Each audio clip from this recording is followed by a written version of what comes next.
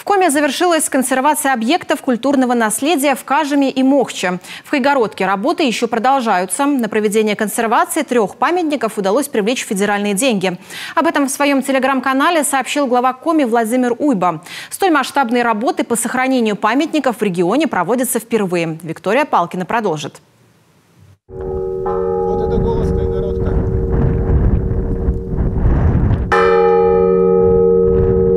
Временную колокольню сельчане смастерили своими руками. Главный колокол уже установили. Остальные еще нужно перенести со старого здания. Объекту культурного наследия больше 200 лет. Этим летом здесь начались работы по консервации. У каждого жителя нашего села болит душа за нашу святыню, наш храм, приход действующий.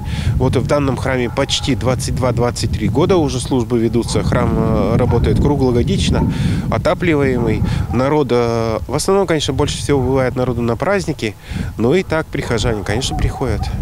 В Кайгородке должны выполнить работы по перекрытию трапезной и закрыть купол колокольни. Масштабную федеральную программу начали в 2020-м. Республике в этом году выделили больше 40 миллионов рублей. Консервация – это временный до 10 лет работы, которые позволяют в течение 10 лет, что называется, до лучших времен, законсервировать объект, не дать ему разрушаться дальше. И, как вы понимаете, это всегда представляет собой в основном перекрытие. Грубо говоря, сделать кровлю, сделать вот какой-то купол, перекрыть эти объекты, для того, чтобы туда не попадала вода, чтобы не разрушалось, не проходили дальнейшие разрушения. Вот по такому подобию сделано Мохча, также сделано в Кажеме. В следующем году планируют консервацию еще 2 объектов – здания завода управления в Кажеме и церкви в Ижме. Виктория Палкина, Иван Богомолов, телеканал Юрган, Кайгородский район.